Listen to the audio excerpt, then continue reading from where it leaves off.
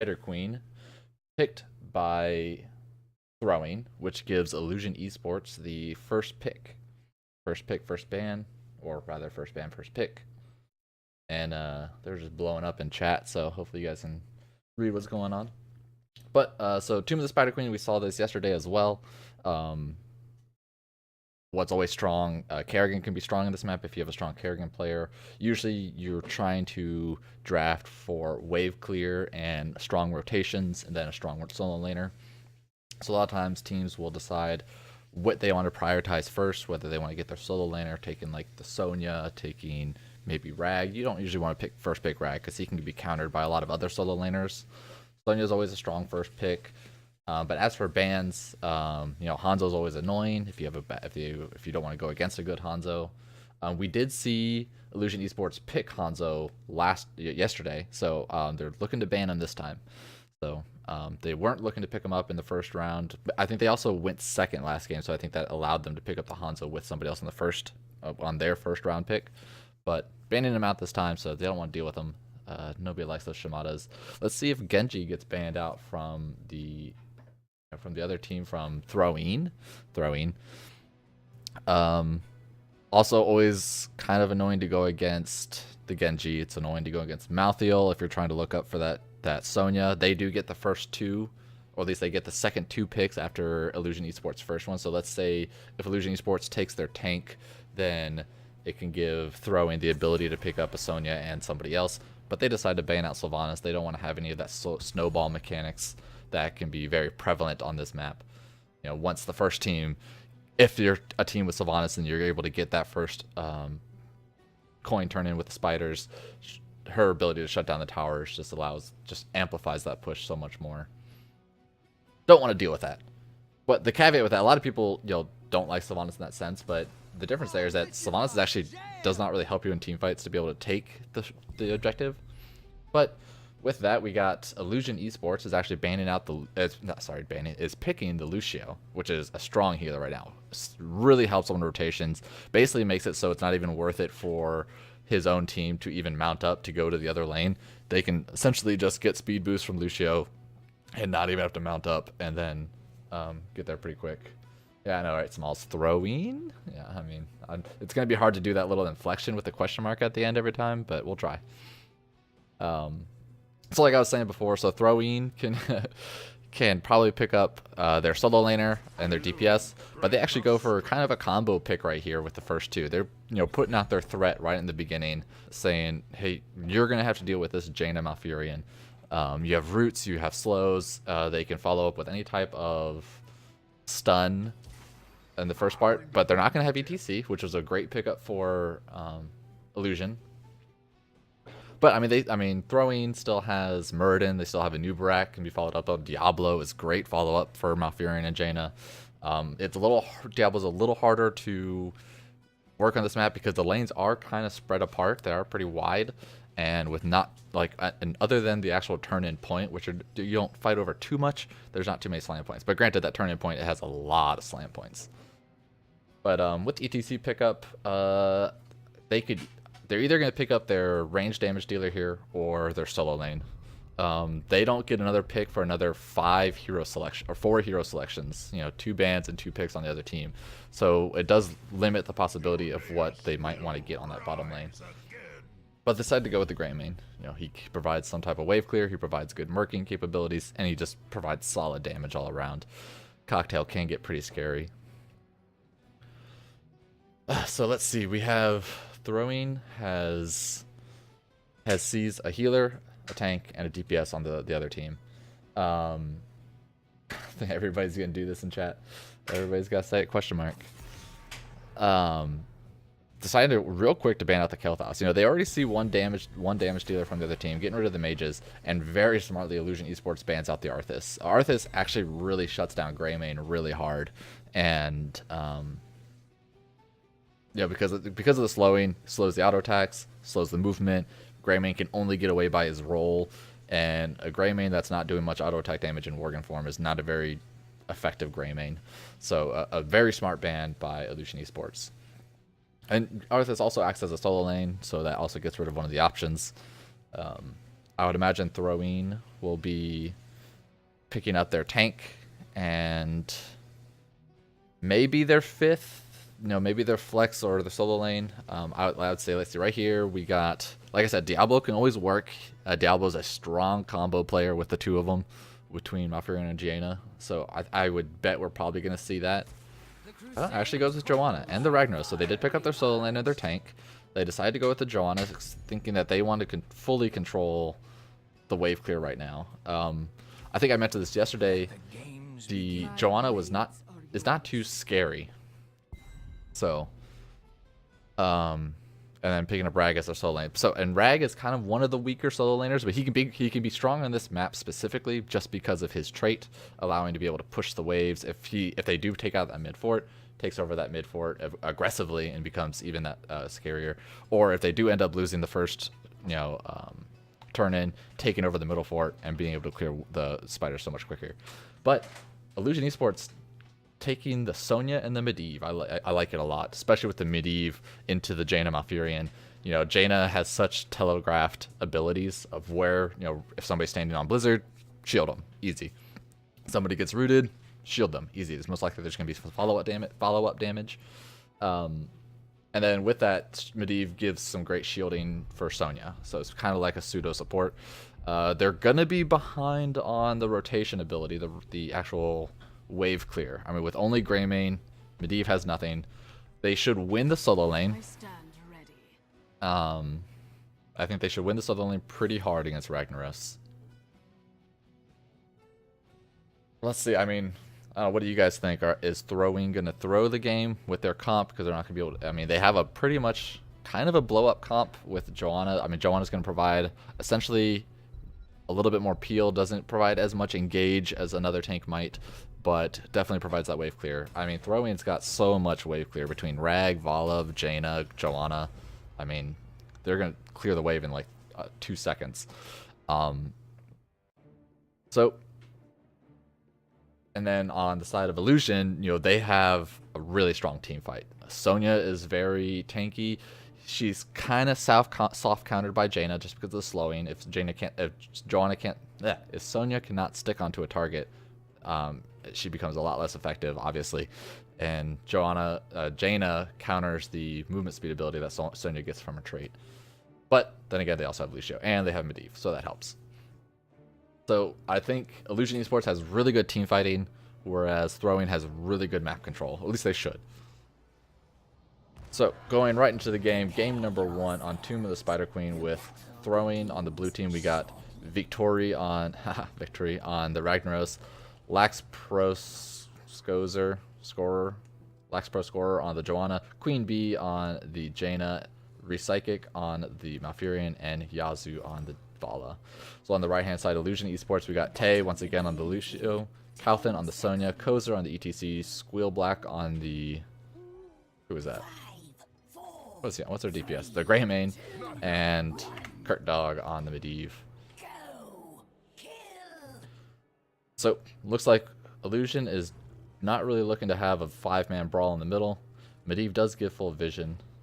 There's not really going to be any tricky moments here. He sees no Ragnaros, so I imagine Calthin's just going to sit around on the bottom side looking to just quickly rotate down to the bottom lane. I think if anybody steps out of place a little bit. Doesn't look like there is. We're going to see here, the wave clear is just going to be too strong for Illusion Esports to really deal with. Actually might get a nice quick little gank here on Vala, getting a little bit out of position, getting scoped out for the Medivh, but nice vault over to the safe side of the wall. And able to stay alive. Ooh, maybe not, maybe staying in too long. Nobody soaked the top lane. Sonya did make it down to the bottom. Medivh coming down to do a little bit of help. Both teams did miss a little bit of the top lane soak. And because of that rotation, they're just going to leave Jaina here just to kind of get some quick wave clear. So one thing you're kind of want to know, if you're a solo assassin in a lane trying to clear the waves, you actually don't want to clear it the first thing if you don't have any protection, because you can't pick up these gems. So if, luckily, the last 2 ranged spiders did not actually die, so she was able to pick them up safely. But most of the time, you actually want to wait for that wave to get to you a little bit. 1, it also delays the other team, and 2, because they don't have help of the towers, and 2, you're able to pick up the gems safely. ETC, I like it, hiding in the bush, looking for those available picks. Tried to go into the vault, but it was a good vault away. And so that's some good Medivh spell. Might have done it a little bit too early because it probably wanted to wait for the Jaina damage. And like I said, I mean, rotations, they're definitely trying to go back and forth, trying to pick up gems where they can. Right now, gem count is in favor of throwing. And yeah, and essentially throwing should be able to control all of these waves. Like getting a lot of damage to ETC, but he's able to get a Medivh prediction and slide away. But they're still in threat, honestly. I mean, just the wave clear alone. Minions, a lot of people don't understand or don't really give credit for how much damage minions do, but they do a lot. Again here, looking at there's a little bit of engage here. ETC goes down, sliding aggressively, gets rooted, and the Joanna, and they actually lost a lot of gems there. ETC holding a lot of the gems. And just for another thing that people know, so another strategy that you kind of want to do on this map to help your rotations is you don't really want your tank to be picking up the gems. So a lot of times you kind of want your tank sitting right around here, waiting for a rotation. You know, right around here, waiting for a rotation. So that way he can go back and forth between this vent, especially if you control the wave, he can go back and forth between this vent and right here. Especially with the Joanna, if you sit right here, like let's say you've already cleared that wave, if you sit right here, you see them rotating, you do a little flash of light, and, or blinding light, I guess I should say the real name, and then it dismounts them, and slows them that much more. And so then that slow allows your DPS to be aggressive and pick up the gems. So just something to keep in mind, especially when you're winning the rotation as hard as throwing is. Looking for another little engage with the Medivh from Portal in. But and this is one interesting thing with you're probably gonna notice all game with this Malfurion is that every time Malfurion sees a portal out, he's just gonna root on top of it, which is almost a great soft counter to Medivh. At least it makes it very difficult for him to be really effective. Vala's coming in for the top, trying to get onto the Greymane. On the meantime, Kozer is also getting low, but Greymane was actually able to get the counter kill on Vala, just enough. Organ Form doing so much damage. Sonya is kind of bullying Rag. She was able to get her own gems in, and she's just gonna try to prevent Rag from doing anything. So unless either team comes down to rotate for the Rag, I don't see him getting his turn in anytime soon. So Throwing's really gonna have to coordinate one of these wave clears to let somebody else go top, and then like 3 of them go bottom to try to gank Sonya. This might actually allow Illusion Esports, with that Valika, might actually allow Illusion Esports to get the first turn in. I think they need, what, 2 people to turn in essentially, or now just the Sonya. So if Sonya, with enough bullying on Rag, she should, with enough time bought, she should be able to get her own turn in. Nice little escape there from the Greymane.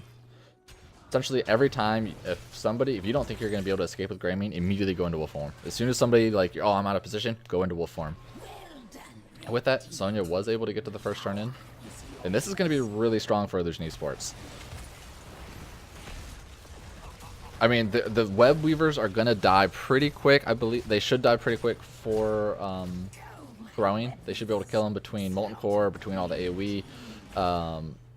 Hopefully they can delay, but the Rag might be gotten a little too caught out there, rotating aggressively on this side, and ETC spot it, and he capitalized on the man. That's a lot of gems down. I mean, Rag was holding their second highest gem count, but now Joanna tried to pick up as much as he could. But this leaves Rag down. That's a really bad time for Rag to die. He's not going to be able to Molten Core to do a lot of this wave clear. And Sonya might actually just be able to get this bottom fort by herself. Nice, another jump on the Vala with the ETC. And good follow-up with Greymane.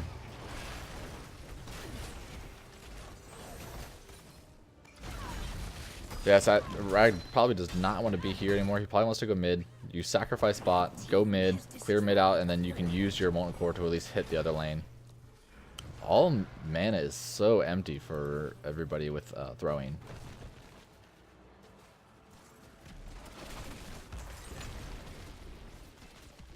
I believe this, I mean, with those 2 people backing, they'll come back with full health, and the Web Weaver is just now dead. So, I mean, they've saved at least most of the top wall, they took mid wall, and they took all the bottom floor. That's about as best as you can ask for with the first Web Weavers. I mean, that gives them a level and a half lead. They're nearly level 10s. One more wave clear, and they pretty much get level 10. A lot of stacks for Greymane there. And here comes level 10. So we actually go Leap Sonya once again. I feel like, I think Cawthon went Leap the last time we played her. A nice ley line coming in right when they got level 10. I like this engagement. Basically saying, hey, we got 10s right away. Let's fight. Let's increase this advantage. Cancel. Ooh, nice interrupt. Or nice block. He's still going down, but that sound barrier is able to keep up ETC. They wanted to go for that kill because that would have slowed their aggressiveness a little bit. But I imagine Lucio will be able to slowly go in for that re-counter engage. Ooh. If the rest of the team had gone with a Kurt Dog on that portal, that would have been a dead Vala. Yeah, so they just wanted to, you know, emphasize their lead, saying, hey, we just got ultimates. You stayed kind of a little bit too close, but even though they were far away, you have Medivh, so everything is too close. Joanna's trying to get... And this is one of the other sides. So with your tank holding all your gems, Joanna can't zone while she's holding gems because she needs to turn in, and so the rest of your team can't zone because then you're gonna run into an ETC. So it's kind of going back to what I said about, you know, the tank kind of just zoning period and not picking up any gems. Kind of goes back to that because now this Joanna I don't think will ever be able to turn in, especially if she dies right here. Ooh, that is not gonna look good. They're still not level 10, but she is able to wiggle herself away. Joanna with a surprisingly tiny body. You know, if you look at her hitbox, it's pretty small. Only need 5 more coins for Illusion Esports to get another turn in. Joanna is finally, actually, surprisingly, is going to be able to sneak them in bot. Medivh coming in there a little bit too late. Noticing that Joanna was missing from the map. And so that's a good sneak by the Joanna, being able to rotate bottom quickly enough. And this will put him back into kind of level. And now we're going to have to see how this high AoE damage team does with their first Web Weaver. The level 10s were picked for throwing. Nothing out of the ordinary. Lava Wave actually with, I would imagine Lava Wave we're probably going to see hit middle right now, just because that lane's already cleared. And that just allows that lane to push. Or actually bottom. I imagine it'd probably hit bottom. Blessed Show comes out. Ring of Frost hits nobody. Nice ley line hitting 3 people, along with the ETC mosh pit immediately gets interrupted. But here's going to be the team fight with the Lava Wave in the same lane, doing a lot of damage to the Sonya, trying to leap to get the last final damage. But Medivh's going to be able to get out, and that was that Lava Wave onto the lane. Oh, the Lucio getting caught by the root just barely. Spells doom for him, and this is actually going to provide throwing with pretty much the exact same setup. I mean, they might get bottom fort for it as well. I mean, they can still rotate around. Molten Core is still available. All ultimates are done pretty much except for that. Yeah, so I mean, they get 2 forts of it. That's a lot of value for throwing, and that brought them right back into the game. That one turn in. Nice ETC stun hitting 4 members. Lost with the Greymane cocktail being complete there. That's 2 quests. Lucio's quest is almost done. But 2 forts, we're going to see the teams pretty much retreat down to their PvE mode. There's basically going to have to give up the next turn in to Illusion Esports. I don't think there's any way they could stop them very well. They see Sonya bottom, so that does help them. And they are going to play goalkeep a little bit. The Lucio quest is finished. Actually, I mean, both teams technically have a turn in, so, I mean, everybody's going to be looking to be aggressive and defensive here. Medivh does make this quite annoying, but the people that they're looking for to constantly have eyes on is going to be Medivh and the ETC. And Sonya, technically. So they saw turn in right there, so they know Medivh's turned in. So now they're going to want to keep eyes on ETC and Sonya, making sure that wherever they are, they know to stop any type of turn-ins. Both teams just hit level 13. We got long-range Jaina. Not the best, but, you know, we'll see how it does. You don't get, and Sonya was able to sneak it up top, so this is going to help them out. Now, let's hopefully Rag does not die early on, so they'll have a good defense. With all the AoE they have, I imagine that hopefully they're probably going to get top fort. Lucio's looking for a little bit of, you know, trying to be a little bit pokey. Sonya, I mean, bottom lane really got pushed out with that, and Sonya's been down there for a while. We got Medivh did not go his quest Master Touch at 7. Here comes Lava Wave trying to take out this first one really quick.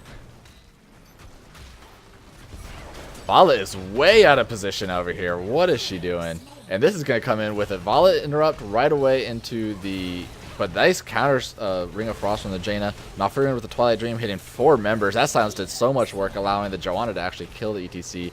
Coming in, following up by the Rag killing Sonya. Leyline hitting all 4 of them, so kind of counterproductive with both of their ultimates hitting it. But you know, at that point, you're kind of just panicking. But with what started off with a Vala pick, turned drastic for Illusion Esports. Ring of Frost hitting 3 members, Twilight Dream hitting 4. I mean, that did work. So, with that, they still lose a fort. They keep mid fort, or they might try to keep pushing this. Medivh sees him down the bottom. He's quite hurt, actually. Yeah, they're not going to be able to quite take out mid fort. So, right now, structure damage is in the favor of Illusion Esports. Might not be for... I mean, there's still a full turn-in available for throwing. Looking at the talents, nothing out of the ordinary. You actually got Monster Hunter Vala, surprising. Almost finished her quest too, so that's gonna start doing a lot more damage and self-sustain. Oh, ETC, he's patient. He's patient. They don't see him yet. Oh, but he doesn't go for it because the rest of his team was not there with him. There's the slide with the interrupt. Enough to interrupt the full turn-in. That was super patient from the ETC. They're still looking for it. Mosh Pit's not available for another 20 seconds. I don't think they want to fight. Not until Mosh Pit's available. Like, that almost would have been a good Mosh Pit. They want to bait out some ultimates. They want to bait out Bless's Shield. They're not really going to be able to get too good of Moshes because there's so many interrupts on the side of Illusion of throwing.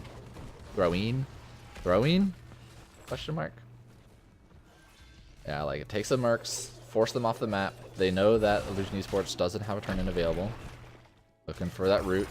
Thought he was going to go to the right side. Doesn't available, but almost everybody got power slided there if they're in a group. Level 16 is almost available for both teams. Oh my god, this ley line. Oh, that condemn. How did that condemn hit him? This is actually going to kill Medivh right away. And followed up by the ETC. Jaina does go down to the Grey Mane. Vala's looking, but here comes the Lava Wave. It's going to do so much damage to them. Nobody can really get away the spell shield from one more auto attack. There it is. And that's a free turn-in. Take these knights, push a keep, then go to the turn-in. Great. Yeah, they have minions here. They have giants here. Push this keep. Honestly, knights, I mean, other than just kind of helping to push that way, since the knights go top, you actually lost a lot of damage here. But that ley line was so good. And I know ETC was sliding in there to try to get just start the mosh pit so you hit all 4 of them. That would have been amazing. But somehow when Joanna came out of ley line, her condemn was already going and was able to interrupt the ETC. Like, that's so unlucky. I honestly didn't even see Joanna have condemn started. But that was clutch. They do end up getting the turn in. Jaina with the death, resin, take out the top lane. Yeah, so you saw here, I don't know if anybody, right when that portal came out, that looking for a little bit of poke damage, making sure they keep their lanes pushed. You know, the web weavers on the bot lane are going to be spawning pretty far in, which can take a keep if nobody deals with that. They're looking to 5v5 right now. Still Jaina Blizzard. Looking to base. I think she picked Blizzard just to get a lot of the wave clear done, just in case they start losing. But everybody from Illusion Esports is much tankier now with the helium shield from Medivh and the Joanna shield. Not Joanna, the Sonya shield. Ooh, everybody's taking a lot of damage from the web weaver. They wanted to save this middle fort. I think this middle fort still goes down because they do have to still deal with the other web weavers.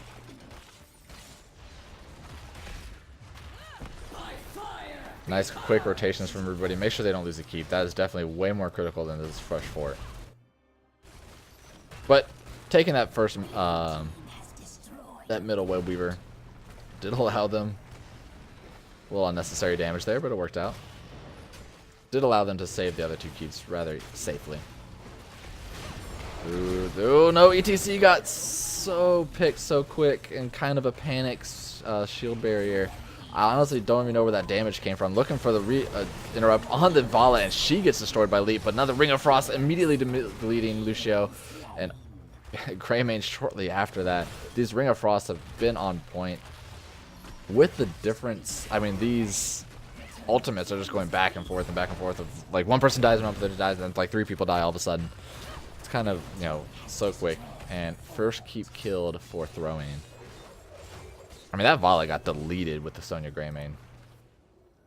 But with that, put them in such bad position that they just got counter-killed so hard by Twilight Dream and Ring of Frost.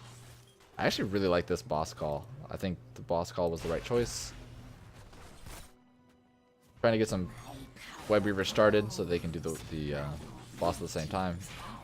You know, they have vision here, but honestly, they know that Lucio's not going to be up for another 5 seconds. They know that Greymane's not going to be up for another just now, and it's going to take them some time to get there. So even if we were to pick on their vision, going for Team 1, which doesn't work for me. So I mean, they just see him coming in, actually, which is pretty good. Go to E. They're almost level 20. Mosh Pit was attempted, got 3 members. Actually, he's still in there, and they're on the point, and he's healing up on Lucio. Wait, what? What just happened there? Nice portal coming in, getting the disengage. A 5-man kill with a boss steal. Oh, what do they even do here? I think you just leave Sonya to stop this from taking your core. I feel like you go core. Honestly, you have Sonya, Greymane. I think the call there was for Illusion Esports just to go core. Like, just leave one person to take this out, and the rest of you, like, Greymane kills the core really quick. But they decide not to. Look like ETC is going to have that call a little late. Honestly, I think that was a core call with a 5-man wipe, 50 seconds on the kills. But puts them in the safe mode. They're all going to be up in about 10 more seconds. The rest of the team is not going to be able to rotate over here to help this boss. Yeah, that was an easy core call. But yeah, that team fight. So there was a mosh pit that landed, hit 3 members. Everybody was grouped up on the point and got leylined, and then honestly, the sound barrier saved a lot of people. But I just don't know how they didn't get AoE the crap out of Twilight Dream. But that was a very close engage. Basically what happened was that turn-in actually stopped them from taking that boss. So, Web Weaver's done for Illusion Esports. This is going to allow them to kind of push out their lanes, especially top lane that has catapults going. They're still pretty safe. I mean, it's still anybody's game, honestly. It's been going back and forth with these kills.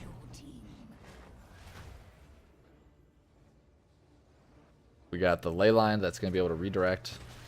So hopefully he can get more people on the ley line seal to get those mosh pits. We got all the heroics are available. Here comes Lava Wave. Able to clear out the middle one. So essentially those Web Weavers were just a money sink. Which is good. I mean, it allows them to regain position of the lanes, which is always helpful. Jaina is so close to finishing her ice block. Literally 114 away. So we're probably going to get a little bit of engagement here. It helps that this top lane is being pushed out since the catapults take a little longer to reach to their core. Ooh, that might have been a re-engage on that Riding Rose. He got a little greedy. We got do we get double Lava Wave? Taking over Molten Core. So that's going to be a lot of the AoE. Mosh. Blessed Shield comes out. Root with the Jaina Root. Oh my god, is that a dead DTC? What a Medivh shield. That Medivh shield, but this might be the cost of Lucio. Oh my god, everybody's so low. Leyline, 5-man leyline seal to save everybody else. That was close. Once again, that they caught that first Blessed Shield. The Ring of Frost was followed up with the roots. ETC was not able to get out. Really, the only thing that saved him was that Medivh shield and Medivh healing. Lucio tried to come in for the save with the sound barrier, but Medivh already had it covered. He said, "I got you, buddy. You know, you don't need to risk yourself." But he did it anyways. So now we're in a very weird spot of this map. Neither team has super control. Neither team has a turn-in. So it basically is going to come down to who picks a fight and who loses that fight. Looking at the talent, I mean, just to have the talents up since nothing else is going on. We got catapults on top lane, Sonya's going to go deal with. We got constant vision from the Medivh, who probably want to boop that, but they are able to escape. There's no... Yeah, Joanna does not want to use abilities yet just because his team's not close enough. Sonya's not with the team. And Lava Wave is just going to control these lanes. That's going to help throwing so much with this the double Lava Wave. And essentially, everybody's going to be passive. Try to get gems. Try to get a turn in. It's kind of a weird position. So you either... On this map, you either tie... You either snowball hard... Or you kind of get to the situation in the late game, 22 minutes into the game on Tomb of Spider Queen, where you're both kind of stuck trying to get to your lanes to get gems. Luckily for Illusion Esports, the lanes are pushed out on their side, so they can more safely take gems. Ooh, Rag's looking for vision. Not really much to do right now. We're kind of in a standstill. We got catapults pushing on bottom for Illusion. We got catapults pushing on top for throwing. And they're just going to try to get as much of their turn in as possible. But does this put them in a bad position? Does this put them surrounded? Doesn't look like it. ETC's looking for the pick. Now, and you remember, Medivh can drop down a ley line anytime his team is close enough. Honestly, he could drop down a ley 9 and then portal into his portal for the rest of his team to get there. Ooh, looking for a party bush. But there's a Medivh, so, party bushes don't do anything. They're looking for a team fight. Joanna's looking for it. He missed Condemned Shield. They need to back up. They can't do anything now. There is still no turn-in available for either team. I think they probably wanted to team fight just because they had Winions on the core. That's probably the reason that they were looking for that. This is so passive right now. It's nothing you can do. I mean, it just has to be passive. Oh, as he gets it out, he does. And he's gonna get away. He does. Uh-oh. Uh-oh. Does he get away? Does he? He does not get away. Leyline comes out a little too late. They need to take every fight now. They need to go... Yeah, go to the boss. That was unlucky for Illusion. Or for Illusion Esports. This does give Illusion Esports a turn-in. It kind of counters what the boss is going to push, because their Web Weavers are going to push bottom, while this boss pushes top. But it's going to come down. This is going to be a base race. Will the boss and the five-man kill the core before their Web Weaver does? They're looking for gank. They're looking for a position here. Luckily, but never mind. There's Lava Wave. Lava Wave stops all that. There's no catapults. Now they have to defend this. Looking in for the engagement, but Greyman's the first one in there. Good cocktail damage. Looking for the ETC. Nice Sonya leap. Gets immediately silenced, and here comes the Ragnaros, and this is going to get stuns. Not quite in range, but he has a lot of AoE damage. Jaina immediately dies first. Core is at 83% already. I mean, it's getting low enough. The boss might just win the game for him, even if the rest of the team does die. They're leaving only Medivh on there. Greyman gets another kill on Jaina. They might still not be able to protect it. The boss was enough. It's so close. I think that's definitely game. Throwing with the boss pull is able to get enough. Even losing their two main damage dealers right at the beginning was not enough to stop the boss. And that was definitely a back and forth game for Illusion Esports. Or for throwing. Back and forth. But game going to throwing, so good job, guys. Let's update the scorecard. Let's move right into game number 2. Honestly, I mean, if Illusion Esports, if you go back and watch this, I really feel like that boss, or that boss call on top was a game. Like, I really believe that. But, yeah, you learn. So let's see. Game number 2, we're going to Towers of Doom. Great game. Fight our players.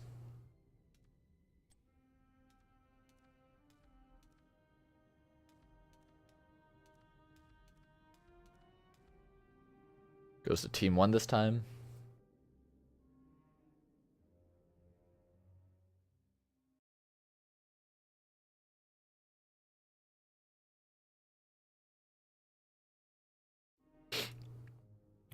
I think I remember all the team names, so I can probably invite the other people.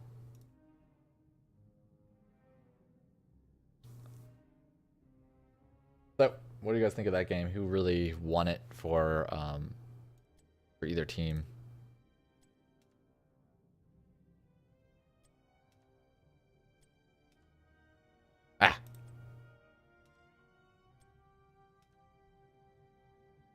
I mean, the Medivh did the ley lines were pretty good up until the point where he got caught in that top one. Everything else was really solid. ETC, I feel like, had some really good slides. The Vala was super aggressive out of for throwing, but it paid off for her. Who left? Somebody left the lobby. Didn't we have more people here?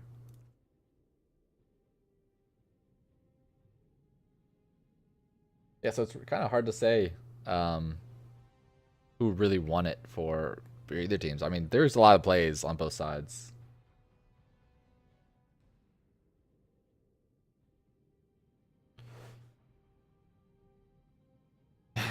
He's getting his snacks.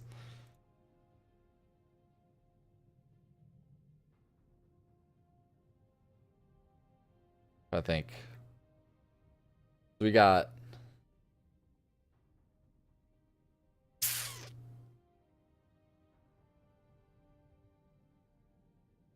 I mean, the Sonya was doing really well against the Ragnar, so as expected on the bot lane.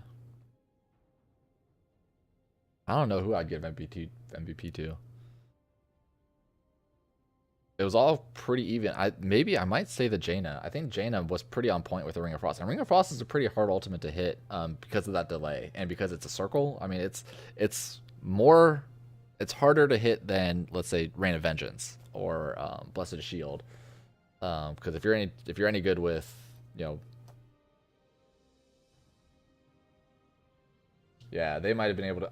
I definitely think they would have been able to win with the all core and boss deal. Like, they might not even needed to send anybody to the base to deal with the web weavers, because I mean they got worried because web weavers for throwing were on. So like the web weaver spawned pretty close to their core, so they're worried that that web weaver is pretty much going to win the game for them.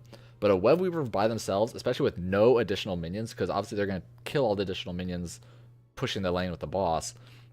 So web weaver by themselves takes a while to actually kill the core. So I think they honestly could have sent all 5 with a full team wipe with the boss. I mean, Greymane and Sonya do so much siege damage, especially Greymane. Like, I definitely think they could have won with that boss.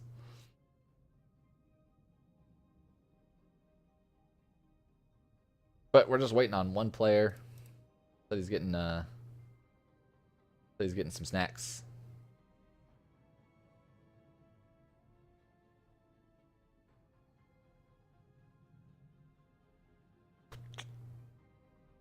Mika, come here. I'll just show my dog. You know, I'll just parade my dog around since we're AFK right now. Come here. Hey, stop sleeping. Up, up. Yeah, look how cute you are. You're so cute. Now you're gonna jump away because you don't really like me.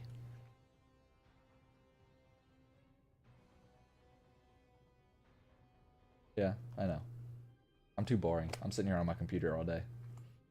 You guys can see my lovely kitchen. Tiny. Is my Christmas light still up? Actually, let me turn that light off.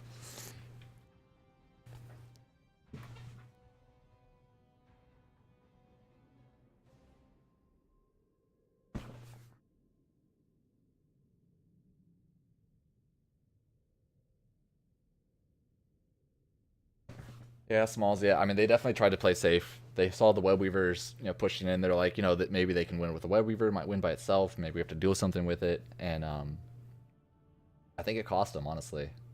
I mean, they still had a chance. They not saying that boss call, like the safe play, wasn't the wrong move. They still had every possibility to win past that. I mean, the team fights were going either direction. It really depends on who landed what, is how those team fights were going. So they had every possibility to win the game after that. Even as the Medivh getting caught and then throwing really played well to really capitalize on that. All right, so last member is getting into the lobby.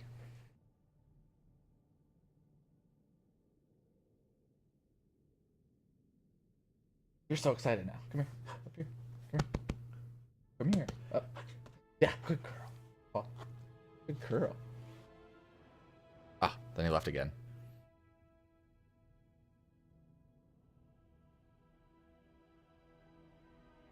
So Illusion's comp was Medivh, ETC, Greymane, Lucio, Sonya. Correct. And throwing's comp was Jaina, Vala, Malfurion, Joanna, Ragnaros. There was a couple team fights where Ragnaros got a sick lava wave.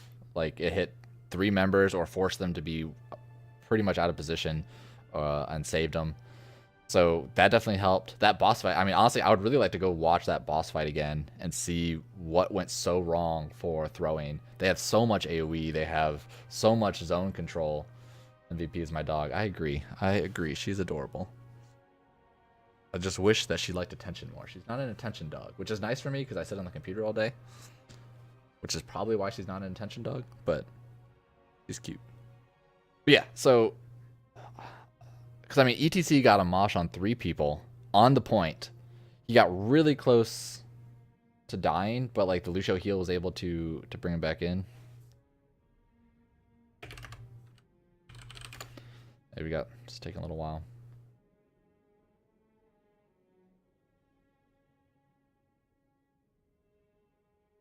So we're just waiting on one member. Throw in the lobby. Intent. I don't think I saw Medivh's leyline come out, but maybe I wasn't paying attention to the leyline. I was paying attention to the ETC. I think leyline might have been hit on Malfurion, and that's what pretty much stopped the Twilight Dream. I think that's what helped him a lot. The ETC went on Joanna, Jaina, and Vala, which was sick because that's like two of their interrupts right there. So it only relied on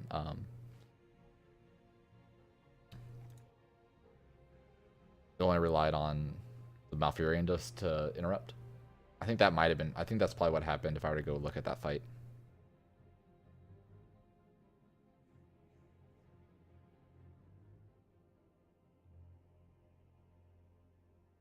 All right, both teams are ready. Let's start the game. So this time, Illusion Esports picked the map, taking us to Towers of Doom, with Gibbs throwing the first ban, first pick. HGC, HGY. I think them leaving one behind to end that could still have a good chance. Yeah, that's what I was saying during the game when it happened. I said, maybe they just send Sonya to defend because she has self-healing. She can wave clear pretty well. And then Greymane has so much more siege potential. I think they still could have ended with boss and 4 and just left Sonya back. That was probably the most correct call, just so that you're safe and you're aggressive. But I think all-in in it was guaranteeing winning. But on to the next game. So we got Towers of Doom. People that are annoying on Towers of Doom. Hanzo. I'm going to say it every game. Chromie is really annoying, but they're banning out the Greymane. Maybe a respect ban this time. They saw the Greymane last game. He was getting really good cocktails. He knew when to jump in and get those blow-ups on the assassins. So probably a respect ban there. I'll be interested to see if they decide to ban a Jaina or Malfurion. We did see Illusion Esports play yesterday, and they did play on Towers of Doom, which was the other team's pick. And they did play Medivh. And they did win handedly. So I wonder if they're going to be going kind of with the same strategy that they did yesterday, or even the same strategy that they just played on Tomb of the Spider Queen, because honestly, that comp can still work. Granted, Greymane's banned. But this time, throwing gets Lucio. So Lucio, been first pick on both games so far. We're going to see, I would imagine we'd probably see, I mean, you can pick anybody here. Obviously, all the options are open. You still have ETC available. You have your healer that you can pick. Malfurion if you want. ETC Malfurion is still strong. Both are sustained healers. I don't know if they want to go in. If they do end up going with Medivh, they probably, I mean, Malfurion still good with Medivh because it's sustained healing. Taking their time. Got all the options. You got Sonya. You got Dahaka. I don't think I've seen him play Dahaka yet. Picking up the Tyrael Genji. Switching things up. Switching things up. Not going with the meta. Or not, I shouldn't say meta. Genji's always meta. Not going with the picks that have been taken in the last 3 games that I've casted. We're going to get to be able to see new Tyrael. It is Mecha Tyrael, so that's always good. It's an amazing skin. And the Genji. While people don't like playing against Genji, Genji is incredibly fun to watch.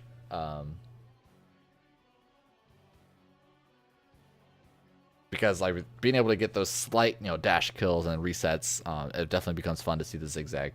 Incredibly frustrating to play against, but I'm not the one playing, so I don't care. So a Genji pick and a Tyrael pick, that throws a wrench in plans. You can still go with ETC. He's always strong. It's also good to get kind of like a point and click for Genji.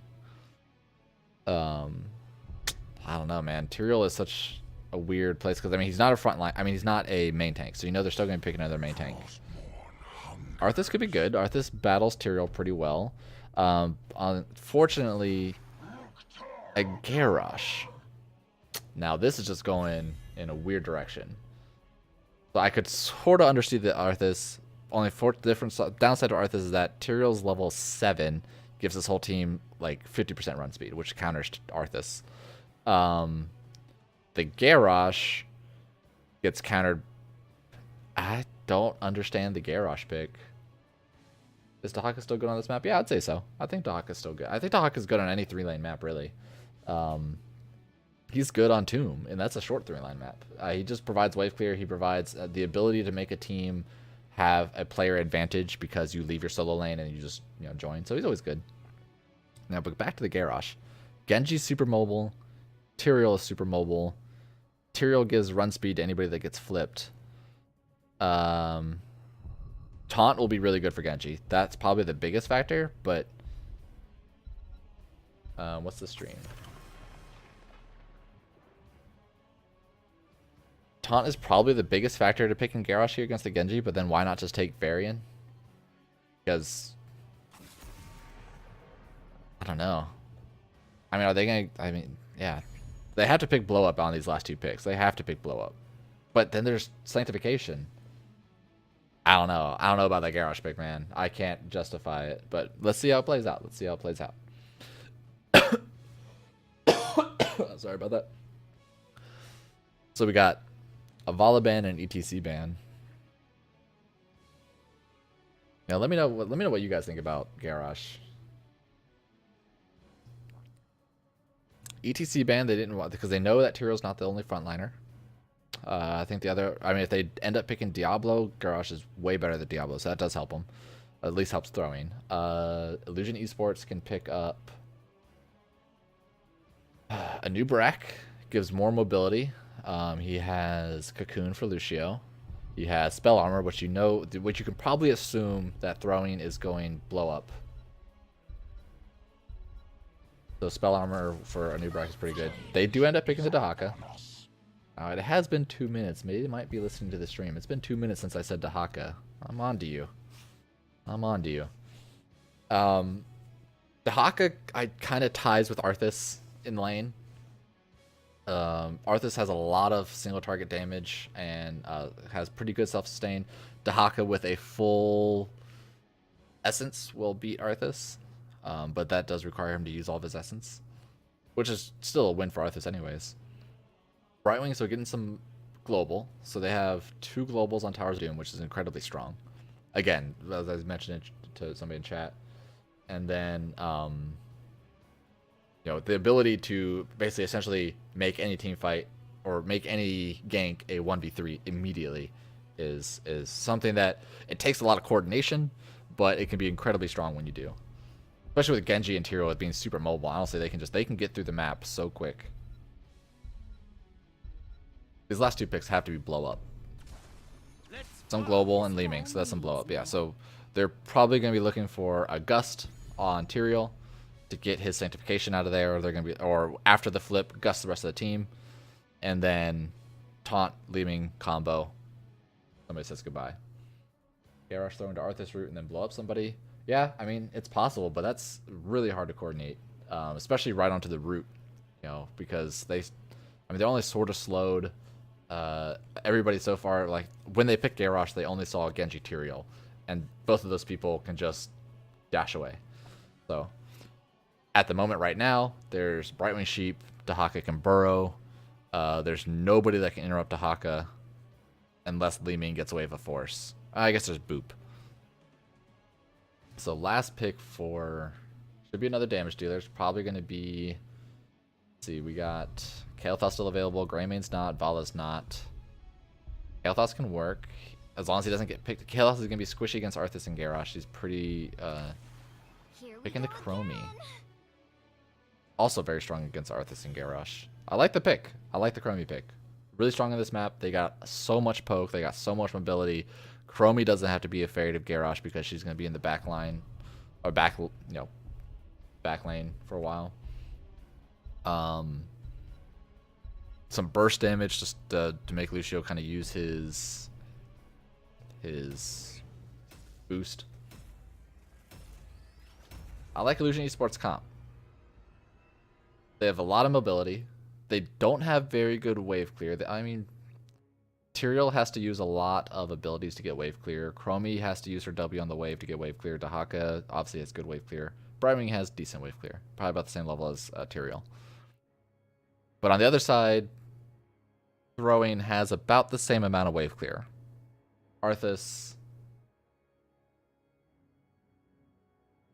Garrosh has no wave clear. Li-Ming has to be at a certain position. Falstad has to be a certain position and doesn't get wave clear until 7. So they're both even on wave clear. They're both even on markability.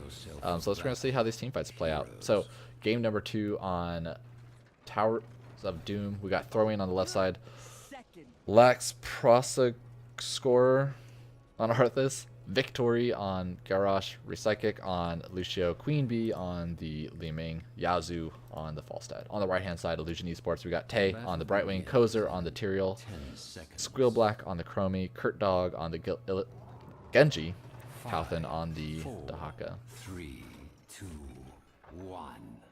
So, once again, right off the bat, Throwing's not looking to really do that first 5-man team fight. They're going to have Falstad immediately going bottom. Chromie is actually going W build.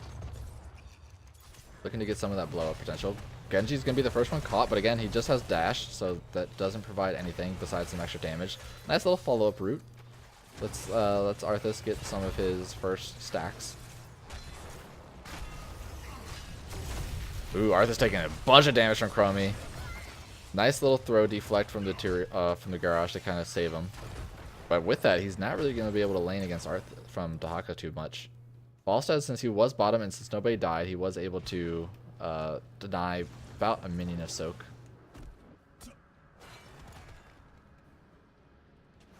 Now, let's see, on this map, a lot of times what you want to do is you want to stack your bottom lane. You want to stack your bottom lane with 3 people, and which is what they're doing. So, because essentially, these minions, you want to take them on cooldown pretty much, or whenever it's safe to.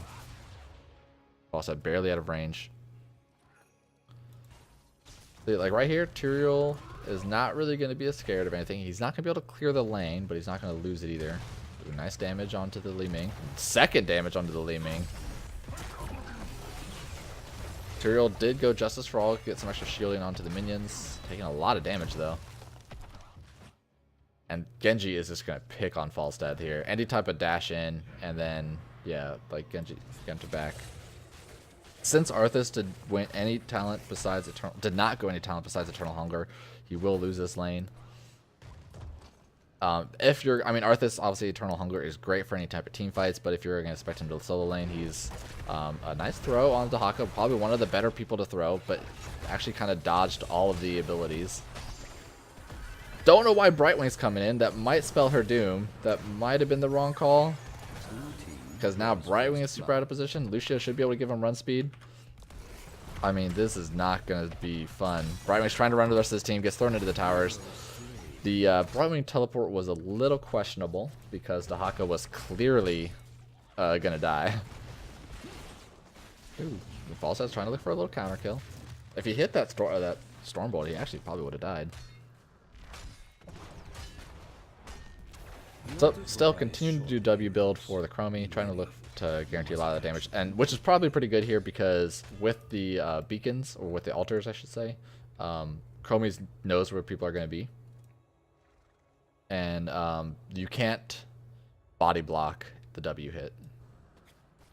Chromie. Ooh. The rest of the team for Lax was not there yet, so he couldn't really engage. We got the globals on the bottom. Greymane's doing some damage to Falstad. They see 2 bots, so they're trying to be aggressive on this, but they're playing against a Chromie, and a Chromie can be infinitely safe and defend this turn in. So this is not going to end well for throwing. There goes one ultimate reset from Genji. Coming in for the other auto attacks. Might get a second reset. Nice deflect to stop that Li Ming damage. That's 2 down. So it's really hard to take this altar from a Chromie. Just because she can sit right here and hit you nonstop. Like you should never take this altar against a Chromie. I mean they just took so much damage for those 2 or more shrines. So let's look at the damage for a little bit. Genji's Chromie just now touched up. I missed a kill on bottom because I'm a bad caster.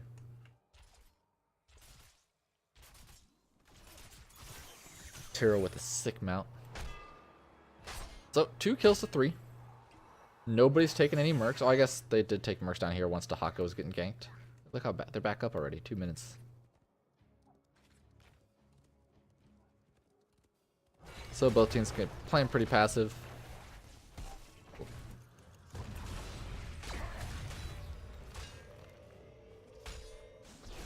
Yeah, bottom is better because it helps with control over sappers. Exactly right. Yeah, usually you want to 3-stack your bottom and you just want to control these sappers. I mean, it's best when you have 3 people that can at least solo lane a little bit. Chromie's getting some good damage. And she's stacking up her Q. I mean, she's only at 16 out of 60. Ballstat's going for that kill on Brightwing, but that should kill him. No, Lucio should be able to get here in time. Yeah. Look at that run speed from Tyrael. Tyrael just gives so much run speed to his team. Nice damage on the Chromie. And this is the other thing. Chromie is so good against Garrosh because Garrosh's, yeah, her level 1 is, I mean, it's not unusual. It makes sense for this map just because she knows people are going to be on the shrine. The other level 1 is a little bit more common, but it's definitely not a bad pick. But that's the thing. So Chromie is actually really good against Garrosh because Garrosh's armor only affects incoming damage. So if you're at, let's say, 10 armor, I didn't see anybody leave. Somebody leave? Oh. Let's do this. So Garrosh, let's say Garrosh is at 10 armor, so he's at 40 health or something like that, whatever that number is. The Chromie damage, that incoming Chromie damage, is only going to be negated by 10%, right? And so Garrosh takes the full blunt of Chromie's damage minus 10%. I know he's just getting snacks.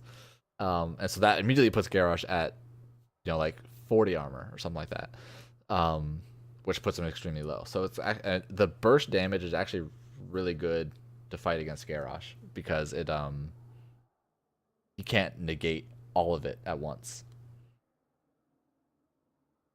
And once again, I mean, Chromie sits in the back line. Garrosh stands there doing his little animations, so it's a pretty good target.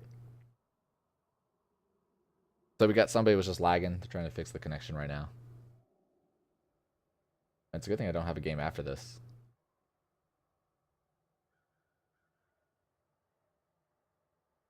My dog's asleep.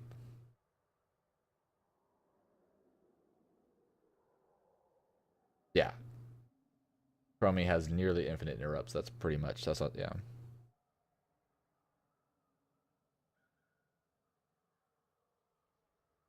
So far the game is pretty even, all things considered. The first shrine obviously is a 3-man shrine, so somebody's gonna come out ahead. The levels are half a level lead for Illusion Esports. All right. I wasn't paying attention to the chat and they were ready.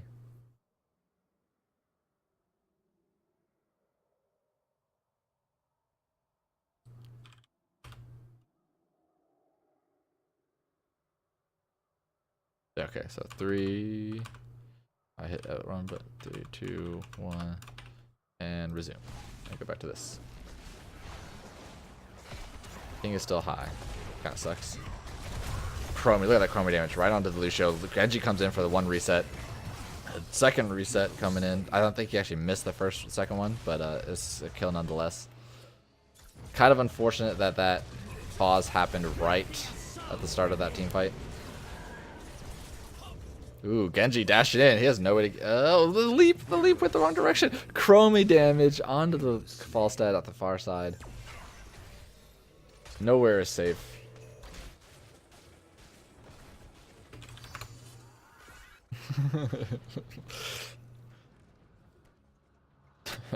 That leap though.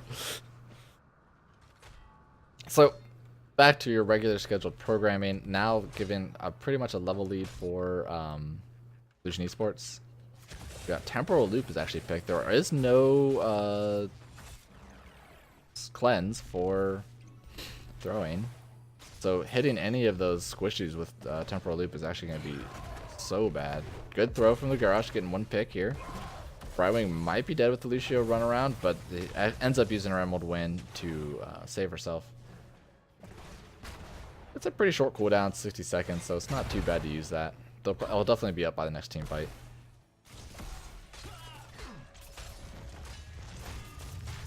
So level 10, Serial actually has not picked his level 10 yet. I wonder if they're going to go for Temporal Leap, and there's no way they go for Judgment, right? I mean, Temporal Loop Judgment? He does. So they're looking to blow up one person.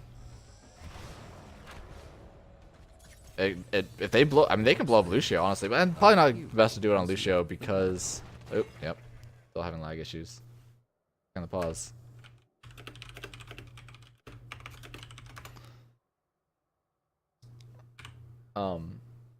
Yeah, so I mean, they have Judgment, they have Temporal Loop, they have Isolation.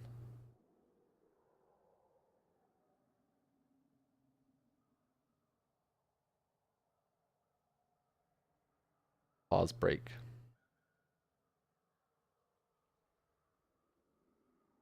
Isolation, I mean, they're definitely gonna be trying to isolate one target.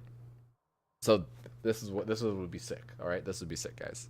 So if Illusion Esports can coordinate this, you Temporal Loop one person, right? You already click your target that you're going to Temporal Loop.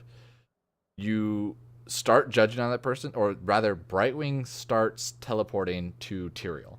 Tyrael judgments, right? When Tyrael finishes teleporting, Judgment will already be landed. Brightwing immediately Emerald wins, separates the whole team. That target dies. You've used 3 ultimates, but depending on who you kill, that'd be sick. Honestly, it'd just be sick to see the coordination. I mean, then Isolation and Dahaka is just doing his thing on the rest of the team fight. Alright, so back to my dog. Mika, come here. You're sleeping. Yeah? Wake up. Come on. Time to entertain. I know. Let's go.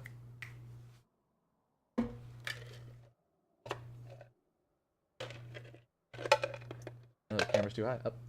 No, I keep waking you up for treats. That's not terrible. Up.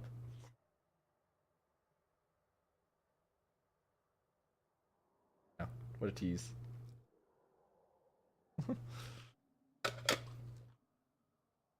Alright.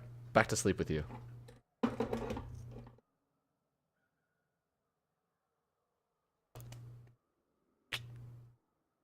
So far, level 10 was actually just reached for throwing.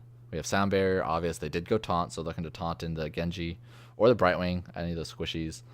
We do have Disintegrate. Falstad hasn't picked his ultimate yet. Yeah, I mean, Lucio definitely gonna have to. If Temporal Loop comes out early, Lucio's gonna have to Sound Barrier that person before they actually get teleported.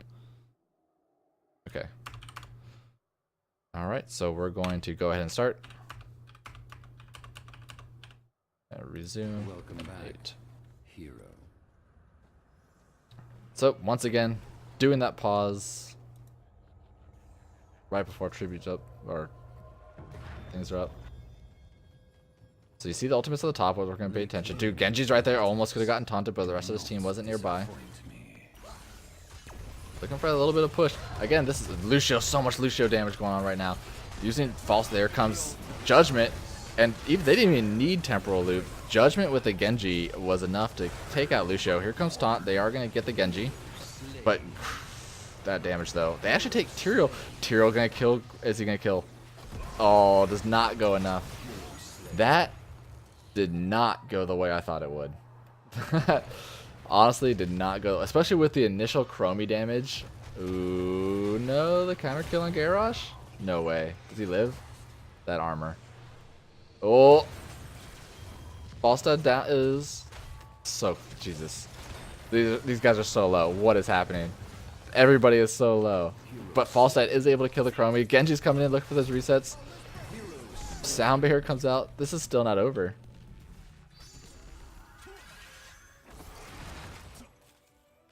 What just happened?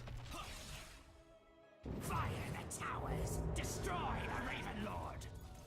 Are they? And they're gonna try to go for boss. That's they don't have level 13. They don't have Holy Ground. Falstads will have Mighty Gust available. This is a greedy pick, and they want to gain their lead. Does it get sniffed out? So far, it's not been sniffed out by. What a risky pick, but it's gonna pay out for him. Throwing doesn't think they're doing it. I mean, they don't see him on the map at all. They just didn't think they were doing it. They got complacent. So, with that, Turiel's running down here. They are going to scout this out, but everybody's top lane. The two globals are top lane. The two globals can join in. Nice throw by the Garrosh, and is able to pick out the Turiel. Lucio's just going to heal that up for free. Explain this game to me, what is happening.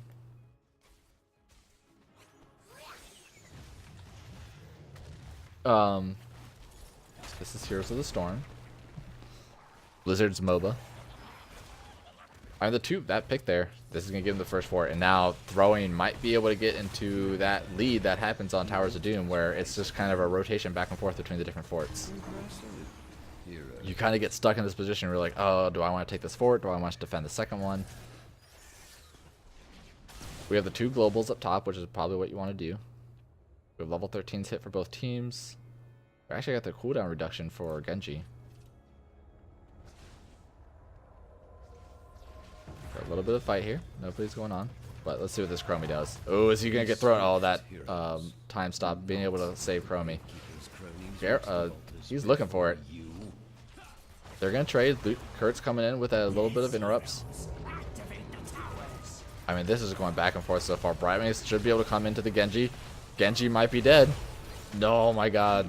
Barely gets away. Dahaka dies to the Falstad solo top lane. This Arthas now is just sticking onto the Chromie, not allowing her to get off. And actually, time loop is going to be... I mean, it's not going to be enough. It kind of just delays everybody.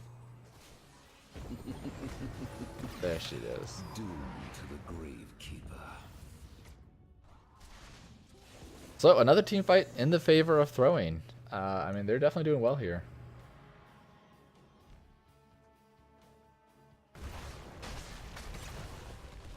So, this is the thing. So, right now, Illusion Esports like, do we take this fort back or do we let them take the top lane? I think usually, if you have everybody up, the call is always to defend. Because if you're defending into a fort, it's going to be more beneficial. Because you have the tower defending you. But if you're down people, obviously it's going to be better to clear the other lane. And Chromie just came up. So level 16 was picked for Chromie, taking the extra spell damage when she hits consecutive Qs. And almost level 16. Dude, what's going on here? Pause. So, once again, Squeal Black is having terrible connection issues. It might be the reason why they're losing the team fight. I mean, Squeal Black is their Chromie.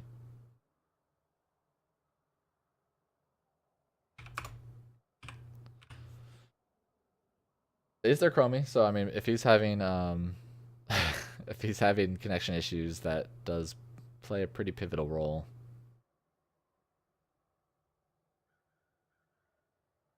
Squeal Block has left the game. My dog is going to bed.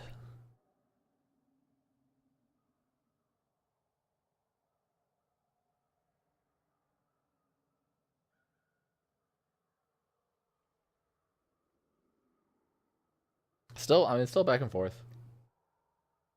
Still be anybody's game right now. There is a level lead for Throwing.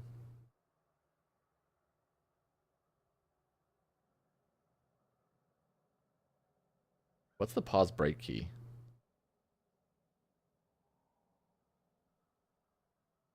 Google.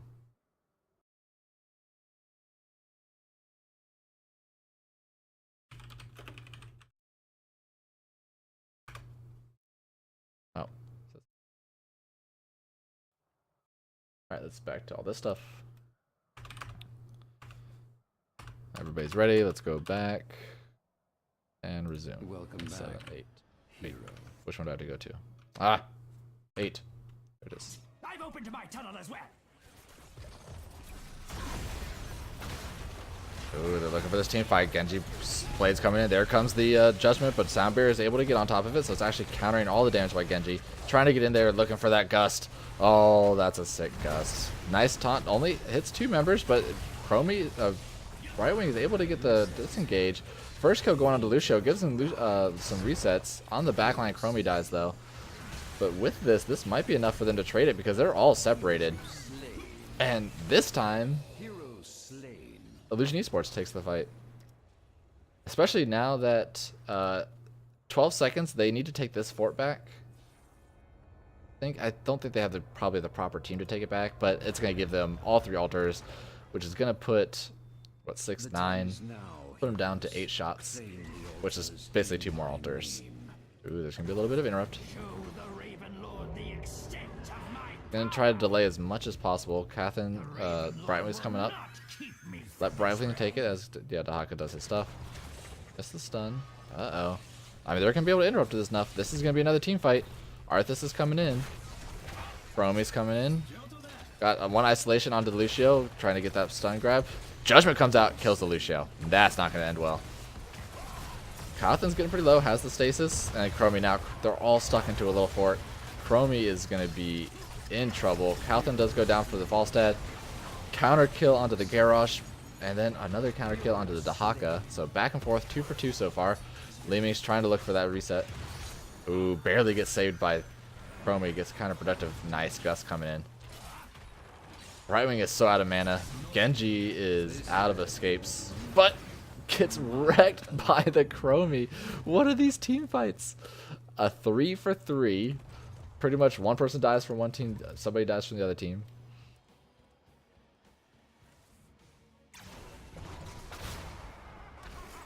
Garrus is doing better than you thought he would. I mean, yeah. Taunts are helping out. Taunt will do that.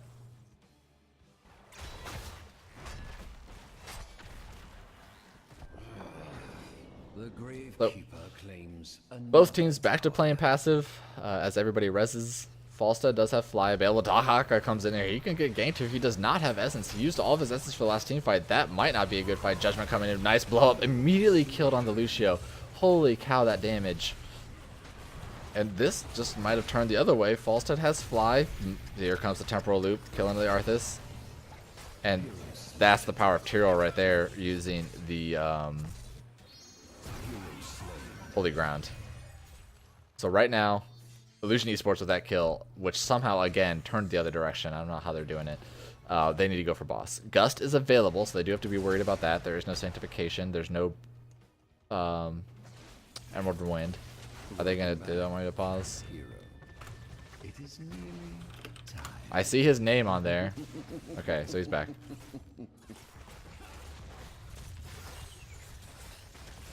Wait, did I not do math? Wasn't there a 3 tribute? Did they? Oh, they didn't get this top one. That's right. We could fuck it. A single altar spawn. This is beneficial to throwing. Well, it gives them another team fight to be able to come back in. They have Brightwing on the top lane. I like it, using their globals. Dahaka in the mid lane. Push out the lanes a little bit.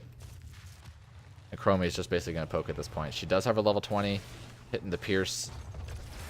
Oh, they're just going to try to blow up Falstad right here. It does not work, actually. Sound Barrier coming out. 3 ultimates out for both teams. Now it's basically just going to team fight. It's going to be Chromie in the backline, seeing how much damage she can do. Arthas is really going for Chromie, and that might spell his doom. He's trying to save as much as he can because of the ghouls. Ghouls are out. Dragon Blade is done. This is just back and forth, but you're fighting into a choke with a Chromie. This is so dangerous. Tyrael is going to be a good taunt, but Tyrael once again to the cloak is going backwards. Explosion is able to kill Arthas. Dahaka gets a good dun, but that's stun. Oh, this is not going to be strong. They all walked into it. They knew where it was. They all walked into it. What was that? That, oh man. Chromie got triple value on 1 temporal loop. Holy cow. That gives them the single altar. They're looking for this gank. Look at this gank. So patient. Yes, heroes. Activate the towers. Even uses Dragon Blade for it. Slain. Oh, that's 3 dead. They kill this fort. They're gonna win by the sappers.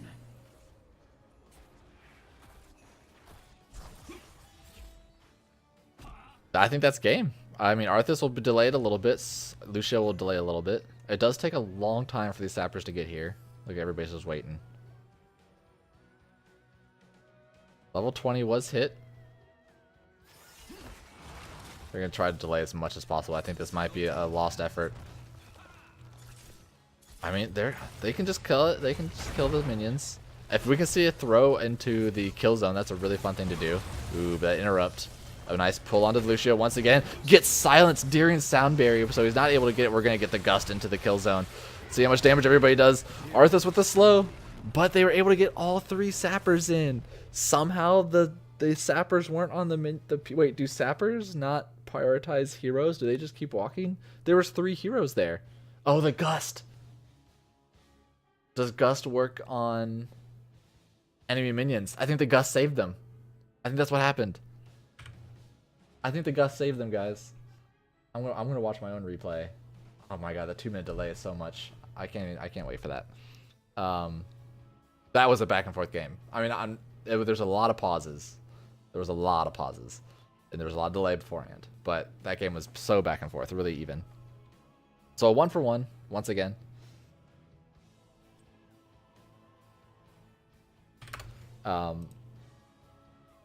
Yeah. I'm going to stop my recording so that way I can upload it to YouTube easier. So,